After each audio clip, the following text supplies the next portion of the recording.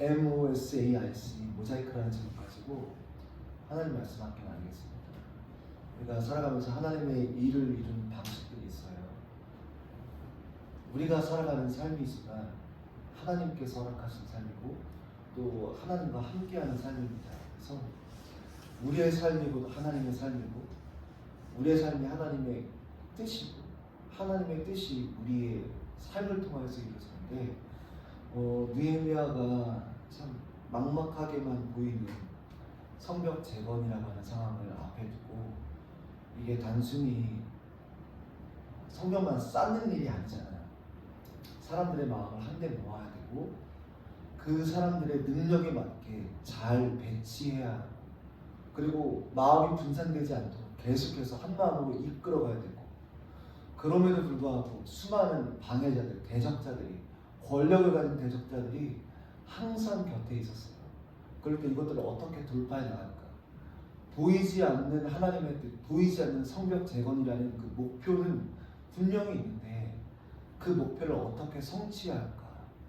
느헤미야가 우리에게 보여줬던 모습들을 하나하나 살펴보면서 오늘 우리에게 허락된 많은 하나님의 뜻이 우리 삶을 통해서 이루어져야 하는데 말씀을 통하여서 우리가 얻게 되고 깨닫게 되는 지혜가 우리 모두에게 이 아침에 있게 되길 바랍니다. 첫 번째인데요. 첫 번째는 stay, 머무른다는 뜻이죠. stay. 그래서 느헤미야 오늘 본문 11절부터 12절 상반절까지를 보시면 내가 예루살렘에 이르러 머무른 지 사흘간에 내 하나님께서 예루살렘을 위해 무엇을 할 것인지 내 마음에 주신 것을 내가 아무에게도 말하지 아니하였다.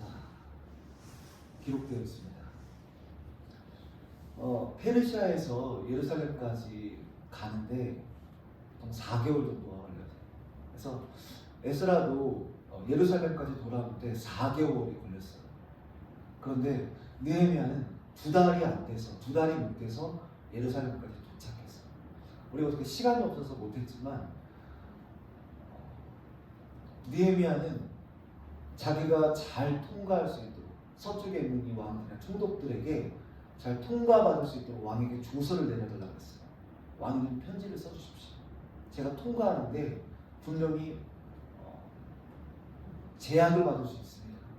그리고 왕의 살림 감독, 그러니까 이 자연 목재들을 감독하게 되는 이 아삽에게 권한을 주셔서 성벽을 재건하는 데 필요한 목재들을 제가 잘 조달받을 수 있도록 해주십시오. 라고 사전 계획을 다 짰어요. 그리고 이 느헤미야가 참 2달이 안 돼서 2달이 못 돼서 예루살렘까지 도착했다면 그 동선들을 자기가 있는 곳에서 그러니까 지금처럼 뭐 구글맵이 있는 것도 아니고 내비가 있는 것도 아니지만 모든 방법과 상황을 동원해서 이 동선들을 다 파악했어요. 그 성벽들을 다 파악해서 어떠한 재료가 들어가는지 있는 곳에서 다 느헤미야가 파악을 했어요. 배너라고 하는 소설을 보면은 루 월러스가 예루살렘을 가보지도 못했어요. 그런데 모든 문서들을 다 끌어모아 1950년대거든요. 지금으로부터 70년이 넘은 70년 전의 시대예요. 아무것도 없는데 문서들을 싹 다 끌어모으고 사람들의 증언을 끌어모아서 예루살렘의 지형들을 완벽하게 복원했어요. 골목으로 왼쪽 골목으로 들어가면 돌벽이 있고 그 돌벽을 지나서 오른쪽으로 꺾으면 돌 길이 있고 큰 집이 있고 이것들을 다 파악해서 배너라는 대작 소설을 썼단 말이에요. 그리고 나서 다 쓰고 난 다음에 한참 후에 예루살렘에 갔어요. 놀라운 점이 뭔지 알아요? 자기가 예루살렘을 가보지도 못했지만 문서와 사람들의 증언을 다 바탕으로 세세하게 정말 세밀하게 기록했던 그 소설의 내용, 배경문제 그대로 예루살렘이 그대로 펼쳐져 있는 거예요. 조금도 틀림이 없이 소설과 동일해서 자기도 감탄하고 깜짝 놀랐다. 그러니까 느헤미야가 그런 방식으로 모든 동선들과 필요한 것들을 다 플랜을 짜주고 기도하면서 기도만 한 게 아니라 기도하고 애통하고 금식하면서 이 플랜들을 다 세웠다. 그래서 2달이 채 못 걸려서 예루살렘에 도착하게 됐습니다. 느헤미야의 마음은 급할 수밖에 없어요. 왜? 내가 너에게 무엇하여 주기를 원하느냐? 너가 어느 정도 시간이 걸리겠느냐? 그랬을 때 느헤미야가 바로 대답을 드렸다는 말이에요. 성경에 나오지 않지만 어느 정도 시일이 걸릴 것 같습니다. 그리고 2달이 못해서 도착했어요. 그러면 예루살렘에 도착하자마자 일에 착수해야 돼요. 사람들을 끌어모아야 되고요. 그리고 자재들을 다시 한번 확인하고 난 다음에 성벽을 재건하는 그 일을 바로 착수해야 돼요. 왜요? 시간이 없어요. 지금 이거는 느헤미야의 개인의 사적인 삶이 아니라 공적인 술 맡은 관원으로서 정말 아닥사스다 왕의 재가를 받고 엄청난 관심과 기대를 받고 자기가 말한 것처럼 말한 시위를 지켜야 하기 때문에 시간이 정말 촉각을 다투는 일이거든요. 총각을 다투는. 급하고 서두른 게 우리 사람이기 때문에 당연한 일인데, 근데 느헤미야가 처음 예루살렘에 이르러서 한 것이 뭐냐면 스테이, 머물렀어요. 며칠 동안 3일을 머물렀습니다. 누구보다 더 빨리 일을 해야 하는데 머물렀어요. 사람 여러분들, 하나님의 일을 할 때는 서두르는 것이 아니라 머무르는 기간이 반드시 필요해요. 우리가 머무르다 할 때 시간이 그냥 지나가는 것 같아서 지연되고 정체되네 라고 말하지만, 여기서 머문다는 건 지연이나 정체가 아니라 채움이라는 뜻이에요. 채우기 위하여서 머문다는 거예요. 우리 핸드폰 계속 쓰는데 계속 쓸 수 있나요? 방전되죠. 방전되면 충전해야 다시 핸드폰을 사용할 수 있는 것처럼 하나님 안에서 채움의 시간이 없으면 아무리 열심히 하나님의 일에 착수해도 다 해낼 수가 없는 거죠. 그래서 느헤미야는 이 스테이 머무름으로써 매사에 하나님을 인정하며 하나님과 영적인 네트워킹을 날마다 이룬 사람처럼 보여요. 대단한 계획가고 대단히 그 계획을 정말 스마트하게 완벽하게 계획을 세우고 착수할 수 있는 능력을 가졌지만, 그럼에도 불구하고 하나님과의 네트워크를 구축하여서 하나님께 그 모든 것을 아뢰고 하나님과 함께 일을 진행해 나가는 면들을 우리가 볼 수 있죠. 사랑하는 여러분, 많은 사람들이 물어봐요. 그리고 많은 사람들이 스스로에게, 그리고 조금 영적으로 지도자 같은 멘토 같은 사람들이 물어봐요. 뭘 물어보냐면 항상 물어보는 이 방향이 똑같아요. How to예요. How to. 내가 이 일을 지금 할까요? 나중에 할까요? 내가 이 일을 할까요? 저 일을 할까요? 내가 이 사람이랑 결혼해야 되나요? 말아야 되나요? 내가 지금 이직을 해야 되나요? 아니면 시간을 더 뒀다가 이직을 해야 되나요? 내가 이 회사를 들어가면 좋을까요? 저 회사를 들어가면 좋을까요? 항상 선택을 두고 어떤 걸 해야 됩니까? 라고 늘 고민하고 늘 그런 걸 물어봅니다. 왜요? 조금 더 나은 선택, 조금 더 나은 결정을 통하여서 애두르는 법이 없이, 그리고 어떻게 시간의 낭비 없이 그런 거를 원하기 때문에 늘 하우투에 대해서 관심이 있고, 그리고 어떻게 하는지 늘 그런 방법에 대해서 물어보곤 합니다. 그런데요, 그것이 얼마나 참 성경적으로 얼마나 지혜가 없는 일인지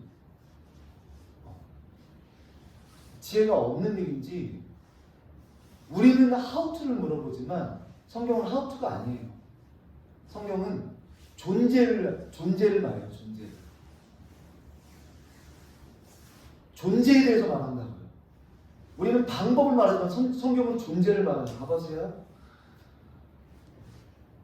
시편과 잠언을 보면 여러 갈림길들이 나오고 인생이 살아왔던 결과가 나와요. 그런데 우리는 어떤 좋은 결과를 얻기 위하여서 어떠한 삶의 걸음을 걸어가야 되느냐 늘 묻는데, 성경은 복이 있는 사람은, 의인은, 주를 경외하는 자는, 기도하는 사람은, 지혜자는, 악인은, 불의한 자는, 이렇게 말해요. 그러니까 우리가 하는 말들이 얼마나 미련한 말인지를 아셔야 된다는 거예요. 그러니까 사람들이 물어보면 항상, 옛날에 제가 가르쳤던 청년들도 목사님 어떻게 해야 될까요? 맨날 물어보는 게 하우트예요. 그런데 그게 아니에요. 네가 어떤 사람이 됨으로 인하여서 하나님이 그 사람의 인생을 이끌어 주시는 거예요. 그런데 날마다 교회에서는 사람들에게 손해보지 않게 하려고, 정치하지 않게 하려고, 삶에 우애가 없이 하려고 이렇게 해야 됩니다, 저런 방법대로 해야 됩니다가 아니라 당신이 하나님의 사람이 되십시오. 당신이 성령의 사람이 되십시오라고 가르쳐야 하는 게 너무 중요한 거예요. 스테이는 내가 하나님 앞에서 어떤 사람이 되느냐, 내가 하나님 앞에서 어떤 선택을 해서 인생에 손해보험이 없느냐가 아니라 내가 하나님 앞에서 하나님과 동행하고 하나님 앞에 어떤 사람이 되느냐를 결정짓는 너무 중요한 요소예요. 씨 뿌린 자의 비유를 보세요. 뿌려지는 씨는 똑같아요. 그 씨가 나빠서 흠이 있어서 열매가 자라지 못하는 게 아니에요. 씨는 똑같다고요. 어디에 뿌려지느냐에 따라서 열매가 있고 열매가 없는 거예요. 옥토에 뿌려지면 그 씨는 30배, 60배, 100배가 돼서 결실을 맺어요. 좋은 결실. 뭐가 중요하다고요? how to가 아니라 존재예요. 너가 하나님 앞에서 어떤 사람이냐. 존재가 우리의 결과를 결정합니다. 방법이나 과정이나 내 좋은 선택이, 아이디어가 우리의 인생을 결정하는 게 아니에요. 사랑하는 여러분 보십시오. 내가 결정하는 그 결정이, 선택이 하나님 앞에서 악하냐 선하냐, 이게 중요해요. 지혜롭냐 덜 지혜롭냐. 물론 조금 더 지혜로울 수 있고 조금 더 지혜로우면 좋을 수 있겠죠. 그렇지만 결과는 똑같을 거예요. 중요한 건 저와 여러분이 하나님 앞에서 어떤 사람으로 서 있느냐, 그것이 중요합니다. 이 방법을 쓰는 교회가 부흥하는가? 죄송하지만 저의 입장에서 바꿔서 말하면 제가 목사다운가, 여러분들이 성도다운가, 이 땅의 교회가 교회다운가, 그 다운, 그 존재가 우리의 인생을 결정하게 되는데, 그 존재는 하나님과 함께 머무르는 스테이. 느헤미야가 예루살렘에서 3일을 머물렀고 이를 빠르게 착수해야 되는데 그것이 아니라 하나님과 함께 영적인 네트워크를 구축했던 그것으로 인하여서 그 앞날이 결정돼요. 더 이상 하우투를 묻지 마세요. 이것이 죄가 아니라면 그냥 하세요. 이것이 하나님 앞에 사악한 것이, 악한 길이 아니라면 그냥 걸어가세요. 그러면 그 걸음을 통하여서 성령께서 여러분들, 우리의 삶을 이끌어 주십니다. 스테이의 은혜가 저 여러분에게 있게 되기를 바랍니다. 두 번째인데요. 두 번째는 accompany예요. 동행하다, 뭐 이런 뜻이 있어요. 12절을 보니까 밤에 일어나 몇몇 사람과 함께 나갈세. 지금 느헤미야가 3일을 예루살렘에 머문 다음에 밤이 됐어요. 일부러 대낮이 아니라 사람들이 자기의 행적과 동선을 파악할 수 있는 밤에 일어나서 나갔어요. 그래서 이 사람들과 함께 있던 게 아니라 자기가 믿을 수 있는 사람, 신뢰할 수 있는 사람을 같이 동행자로 동석시켜서 나가는 거예요. 그러니까 그 짧은 시간 안에 이 사람은 그냥 단순히 주님과만 이렇게 머무는 게 아니라 3일 동안 기도하면서 계속 사람을 찾은 거예요. 이 사람이 함께 할 만한가? 입술이 무거운가? 신중한 사람인가? 이렇게 말씀드렸잖아요. 페르시아의 관습 가운데 하나. 이 사람이 신뢰할 만한 사람인가를 계속 파악한 거예요. 그러므로 사람 여러분들, 기도만 하면 안 돼요. 기도하고 하나님께서 여러분에게 주신 자원들이 있잖아요. 이성과 합리적인 선택과 판단, 그리고 영적인 지각들을 가지고 판단하는 거예요. 보셔야 돼요. 분별하셔야 돼요. 아, 저 사람이 함께 할 수 있겠다. 그리고 기도하는 가운데 그 사람들, 소수 몇 사람들과 함께 예루살렘 전체 성벽을 향하여서 나아갔습니다. 사랑하는 여러분 보십시오. 느헤미야 입장에서 생각을 해볼까요? 성벽 재건하는데 얼마나 많은 도움이 필요하겠어요. 우리가 흔히 우주의 기운을 끌어모은다는 말이 있잖아요. 영혼을 갈아넣는다, 영혼까지 끌어모았다는 표현처럼 사실 가용한 자원을 모두 다 끌어모아도 부족한 게 성벽 재건이에요. 여기 지금 느헤미야의 홈그라운드가 아니에요. 물론 유대 사람이지만 느헤미야의 홈그라운드가 아니잖아요. 그죠? 그래서 이 상황은 이방인들의 대적자들로부터 압력을 받고 있는 상황이기 때문에 성벽 재건하기가 무척이나 어려워요. 그래서 지금 몇 년 동안, 수년 동안 그대로 중지가 스탑이 된 상황이에요. 그죠? 왕의 명령이 또 내려졌었어요. 그러면 느헤미야가 최소한 자신이 알고 있거나 유력한 사람들에게 프로젝트를 만나면서 다 설명해야 될 거 아니겠어요? 지금 이러한 일을 해야 되는데 이런 과정들을 통해서 이렇게 합니다. 같이 하십시오. 같이 하십시다. 우리 함께 일을 하십시다. 라고 최소한 말해야 돼요. 그러지 않겠어요? 그래야 성벽 재건이라는 이 프로젝트를 이룰 수 있잖아요. 근데 16절을 보세요. 느헤미야는 그렇게 안 해요. 방백들은 내가 어디 갔었으면 무엇을 하였는지 알지 못하였고 나도 그 일을 유다 사람들에게나 제사장들에게나 귀족들에게나 방백들에게나 그 외에 일하는 자들에게 알리지 아니했다. 이렇게 말합니다. 지금 16절에 나온 사람들은 다 유력자들이에요. 방백들, 제사장들, 귀족들, 종교적인 권력 있는 사람이고 재력가들이에요. 그죠? 방백은 지도자잖아요. 정치가들이에요. 그리고 일하는 사람은 그 일을 잘할 수 있는 테크니션들이에요. 그죠? 그러니까 성벽을 재건하기 위해서 필요한 모든 물질과 힘과 정치적인 어떤 권력을 행사할 수 있는 사람, 실제적으로 이 성벽을 올려 쌓을 수 있는 사람들에게 한마디를 하잖아요.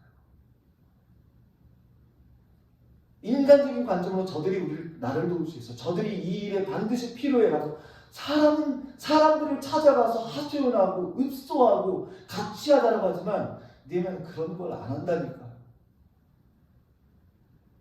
지금 왕 앞에 자기가 한 말도 있고 시일도 이미 정해져 놨고 성벽도 재건해야 되고 그러면 모든 걸 다 끌어다가 모아서 써야 되는데 이런 걸 안 한다고요. 이게 우리랑 달라요. 사랑하는 여러분, 여러분들이 생각하고 있는 이런 사람이 나와 함께하고 이 사람이 나를 도와주면 이 일이 잘 될 텐데 마음속에 리스트를 만들어서는 프로포즈 할 때가 있습니다. 같이 좀 할까요? 좀 도와주시죠. 제가 개척했는데 좀 도와주세요. 반주자도 필요하고 건반도 필요하고 드럼도 필요하고 베이스도 필요하고 우리 피드기 넘겨줄 사람도 필요하고 근데요 그렇게 리스트업해서 사람들을 함께 모으면 되겠다 라고 하지만 하나님의 일은 내가 생각한 대로 그리고 내가 그럴 것 같이 여기는 것처럼 내가 계획한 대로 되지 않습니다. 그렇게 한다고 해서 하나님의 일이 되지 않아요. 여러분들 많은 경험 혹시 못 해보셨나요? 아마 연세들이 좀 있는 분들이 경험하셨을 거예요. 나를 도와줄 것 같은 사람이 있어요. 그런데 그는 나를 도와줄 것 같은 사람이지 나를 도와준 사람은 아니에요. 경험하시잖아요. 나를 도울 수도 있는 사람일 수는 있어요. 그런데 나를 반드시 도와줄 사람은 아니에요. 이거 많이 경험합니다. 그래서 이 사람이 나를 도와줄 것 같은데 저는 말 안 합니다. 절대로 말하지 않아요. 왜요? 내가 보기에 도와줄 것 같은 그 사람은 나를 도와줄 법한 사람이지만 나를 도와줄 사람은 아니거든. 우린 지금 하나님의 뜻을 이루는 삶을 우리의 인생을 통해서 우리의 시간을 통해서 살아가고 있어요. 그렇다면 저와 여러분들이 정말 그 하나님의 뜻을 이루는 삶을 살기 위해서 오늘이라고 하는 연장선에 있다면 그 오늘은 그 시간은 하나님이 이룰 시간이지 하나님께서 사람을 붙이시고 도우셔서 하나님의 뜻을 이룰 오늘이지 우리들의 모든 자원과 우리들의 모든 힘을 다 가용하여서 다 끌어다 모아서 내가 쌓아놔야 할 내가 이야기를 써내려가야 할 오늘은 아니에요. 착각하시면 안 돼요. 사랑하는 여러분, 먼저는 주님과 동행하시고 영적인 네트워크를 온전히 구축하고 난 이후에 하나님께서 마음에 합하게 허락하신 사람들, 정말 이 사람과 내 눈에 보기에 되게 귀족이나 방백이나 제사장이나 정말 일에 능숙한 그런 사람들이 아니라 정말 하나님의 사람 소수와 함께 그 일에 착수하십시오. 그 일을 시작하십시오. 하나님께서 그 걸음을 통하여서 아버지를 이루실 것입니다. 세 번째인데요. 세 번째 아이는 인스펙이에요. 인스펙이 뭐냐면 가까이 가서 자세히 들여다보는 게 인스펙이에요. 그래서 13절 이하를 보시면 이렇게 기록되어 있죠. 그 밤에 골짜기 문으로 나가서 용정으로 분문에 이르는 동안에 보니 예루살렘 성벽이 다 무너졌고 성문은 불탔더라. 앞으로 나아가 샘문과 왕의 못에 이르러서는 탄 짐승이 지나갈 곳이 없는지라. 여러분들 마태복음 4장을 보면 예수님 40일 동안 금식하셨어요. 40일을 줄이셨어요. 그리고 성령에 이끌리셔서 또 마귀에게 시험을 받으러 광야로 가셨습니다. 광야로 가셔서 무엇 하셨죠? 물론 한 면으로는 인간의 몸을 입으셔서 이 땅에 오셨지만 모든 이 사단과의 싸움들 거기서 승리하셨어요. 하나님의 말씀으로. 또 다른 차원에서는 인간의 연약함을 그곳에서 확인하셨어요. 사람의 연약함을 그곳에서 분명히 아셨다는 얘기예요. 저와 여러분이 어느 지점에서 무너지는지, 우리가 어떠한 시간에 실족하는지, 발이 걸려 넘어지는지, 우리가 어떻게 죄의 권세에 다시 그곳 가운데 빠져서 허우적대는지를 광야에서 보셨다. 우리가 인생 살아갈 때 인스펙하는 능력이 있어야 합니다. 자세히 들여다보는 능력이에요. 대충 대강 보는 게 아니라 분명히 구분해낼 수 있는, 구별할 수 있는 능력이 있어야 돼요. 근데 우리가 이런 것들이 없어서 삶의 어려움을 겪을 때가 많이 있잖아요. 느헤미야는 3일을 예루살렘에 머물렀어요. 그리고 소수와만 예루살렘 조사를 실시했습니다. 밤에 시작된 느헤미야의 이 자세하게 들여다보는 이 일은 아무도 모르게 마무리되었어요. 그럼에도 느헤미야가 얼마나 자세하게 지형을 확인했고 자신이 예루살렘에 도착하기 전에 페르시아 수산에 있었을 때 이미 세웠던 계획들과 직접 그곳에 가서 일일이 눈으로 확인했던 그 모든 동선들을 다 대조시켰어요. 그리고 완벽하게 계획을 세웠습니다. 그 계획이 어디에 들어가느냐? 3장부터 들어가요. 3장에 보면 이제 3장에 시작될 건축자들의 명단을 보면 명단들이 쭉 나오잖아요. 근데 각 사람에게 정확히 들어맞도록 성벽 재건의 역할을 부여해줘요. 마치 가나안 땅에 들어갔던, 그래서 가나안 족속들을 다 싸우고 그곳을 차지했던 여호수아와 그 세대들이 이제 지파별로 땅을 분배받게 되는데, 분배된 그 땅은 지파의 조건과 컨디션과 정확히 맞닥뜨려지는 땅이에요. 정확히 부합되는 땅이라는 말이에요. 그 지파의 수가 많으면 넓은 지역, 아직 정복하지 못한 가나안 족속들, 이방 족속들이 있는데 그곳이 강하면 강한 지파들이 그곳과 맞싸워서 그곳을 정복하도록 분배가 이치에 맞게, 순리에 맞도록 분배되었어요. 근데 느헤미야가 정확히 그 일을 시행해요. 그래서 이제 3장에서 물론 가서 설교를 하겠지만 정말 누가 보더라도 이게 어떻게 이렇게 일을 할 수가 있지? 라고 하는 말들이, 볼멘 소리들이 나오지 못하도록 정확히 그 사람들의 조건에 맞도록 일이 진행돼요. 근데 그걸 페르시아에 있을 때부터, 그리고 예루살렘에 머물면서 기도하면서, 그리고 그 한밤에 시작된 예루살렘의 이 관찰조사 인스펙이 새벽에 마무리돼요.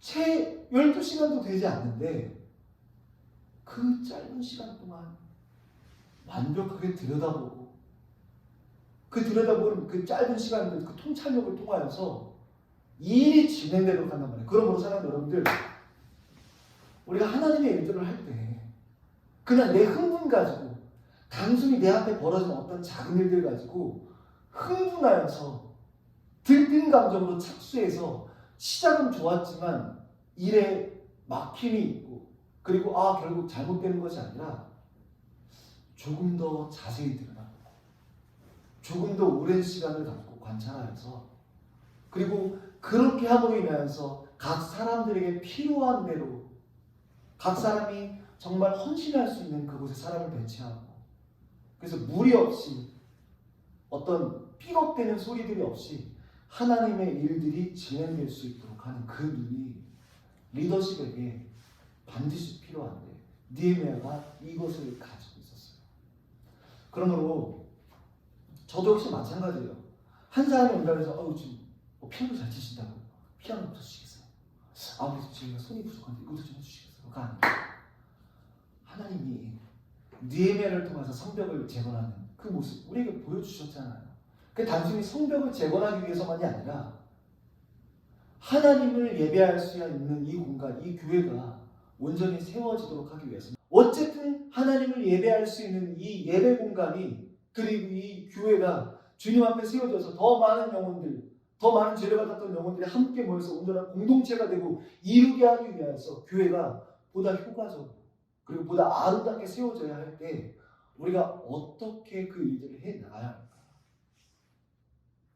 내 눈에 보기에 좋은 대로 이 사람이 귀족이면 돈을 달라 하고 이 사람이 당대이면 정치적인 힘을 빌리고 이 사람이 제사장이면 영적인 어떤 도움을 받고 이 사장이 워커면 이런 일을 잘하는군요. 일을 시키고 이게 아니라 이렇게 정말 조잡하게 하나님의 일을 만들어내는 것이 아니라 하나님의 방법대로 하나님이 원하시는 대로 우리가 아버지의 일을 해 나아갈 때에 하나님께서 자신의 일을 이루십니다. 그래서 느헤미야를 통해서 우리가 세 번째까지 확인했던 것이 자세히 들여다보면 이제 마지막인데요. 마지막 네 번째는 카르브예요. 17절에 나와 있는데요. 이렇게 기록되어 있어요. 후에 그들에게 이르기를 우리가 당한 곤경은 너희도 보고 있는 바라. 예루살렘이 황폐하고 성문이 불탔으니 자 예루살렘 성을 건축하여 다시 수치를 당하지 말자. 이제 모든 과정을 끝낸 느헤미야가 마지막으로 한 과정을 거쳐요. 그게 뭐냐면 카르브, 조탁하다는 게 뭐냐면 큰 보석 있잖아요. 보석은 원석 그대로 보면 그것도 가치가 있을 수 있지만 세공하기 전에 원석은 가치가 없어요. 그러나 이게 얼마만큼 능숙한 숙련공에 의해서 최고의 세공자에 의해서 세공이 정말 아름답게 세밀하게 되는 데일수록 깎이면 깎일수록 다이아몬드의 가치는 또 보석의 가치는 올라가요. 그리고 조탁하다는 건 글을 쓰잖아요. 글이 막 거칠어요. 근데 그 글을 잘 다듬는 과정이에요. 글의 내용 자체가 잘못됐으면 감수하고 그리고 그의 글의 방향이나 문법에 맞지 않으면 퇴고하고 계속해서 수정을 합니다. 비문들을 빼나가고 그렇게 해서 보기에 좋은 문장, 이해가 잘, 소통이 잘 되는 문장들 그 글을 다듬는 과정이 조탁한다는 거예요. 느헤미야가 하나님과 영적 네트워크를 구축했어요. 그리고 소수의 인원과 함께 하나님의 일이기 때문에 소수의 인원과만 함께 그 일들을 진행했어요. 성벽을 탐사하는 것을. 그리고 스스로의 힘으로 재건할 성벽을 관찰했어요. 우리가 보통 말할 때 하나님의 일이기 때문에 하나님이 하신다고 생각하는데 하나님은 우리가 형통에 대해서 말씀드렸잖아요.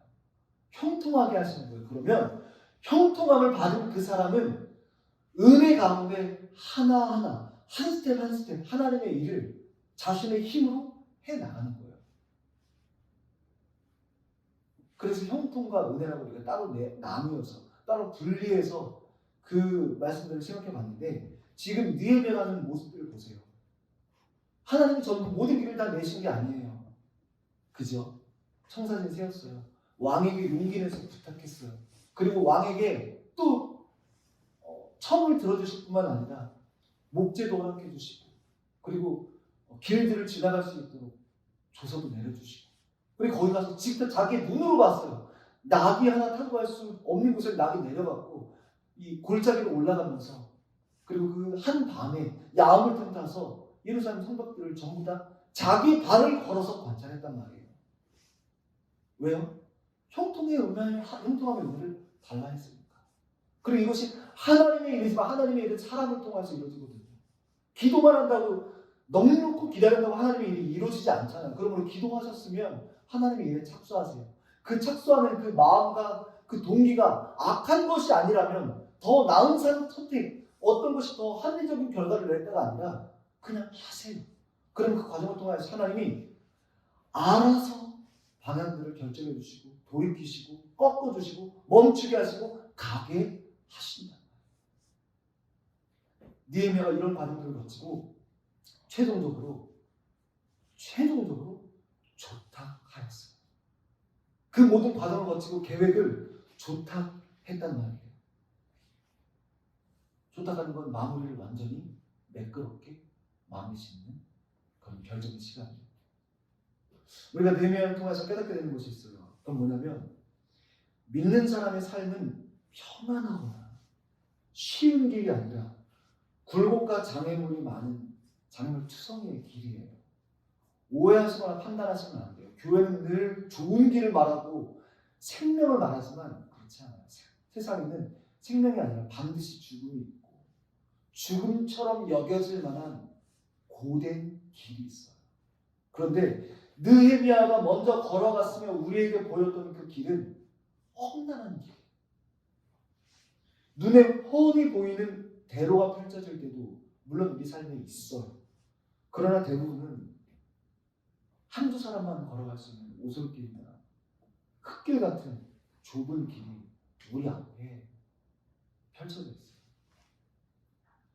한마디로 우리가 걸어가고 살아내야 할 삶은 깨끗하고 질서정연하고 혼탁하지 않고 투명한 삶이 아니라 마치 여기저기 걸려 넘어지고 무엇이 무엇인지 분간하기 어려운 한마디로 모자이크 같은 삶이에요.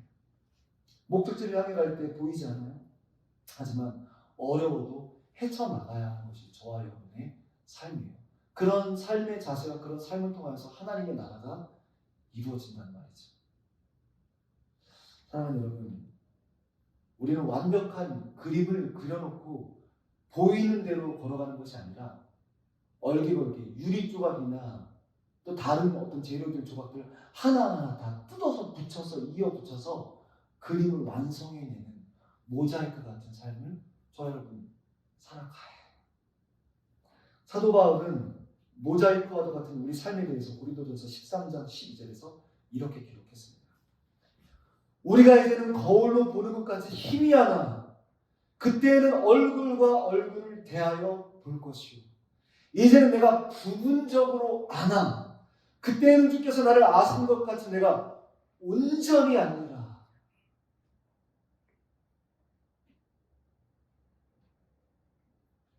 사랑하는 여러분, 지금은 비록 보이지 않지만 뚜렷하게 명확하게 보이는 것 같지는 않지만 그럼에도 우리가 살아내야 할 삶이 저와 여러분들 앞에 있습니다.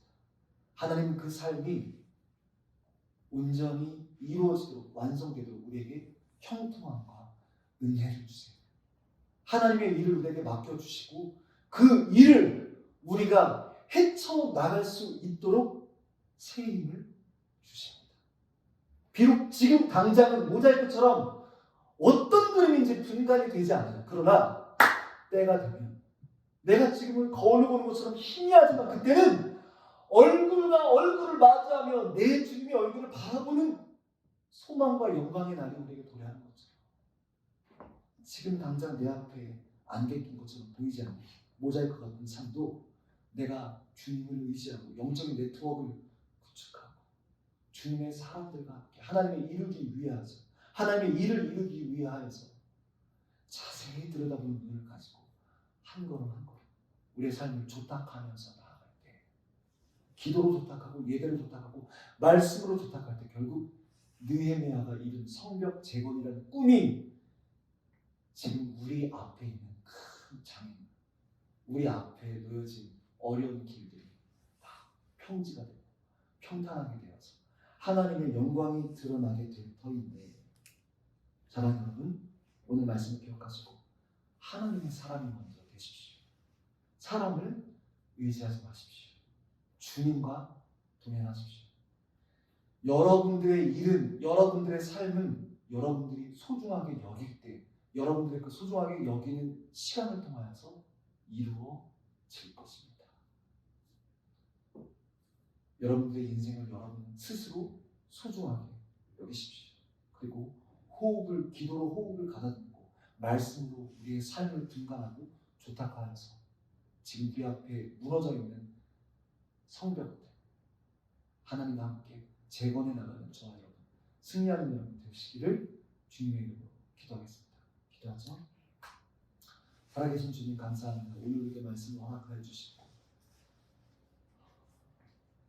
우리의 삶에 모자이크와도 같은, 모험과도 같은 우리의 삶에 하나님 스테이의 은혜가 있게 하시고, 어컴퍼니 동행하는 은혜가 있게 하시고, 인스펙 자세히 들여다보는 은혜가 있게 하여 주시고, 칼 조탁하는 은혜가 있게 하여 주셔서 결국에는 무너져 있는, 불타고 없는 이 예루살렘 성벽을 재건하는 형통함의 은혜를 얻게 되는, 오늘 예배하는 모든, 기도하는 모든 우리 성도들 될 수 있도록 하나님 함께하여 주시옵소서.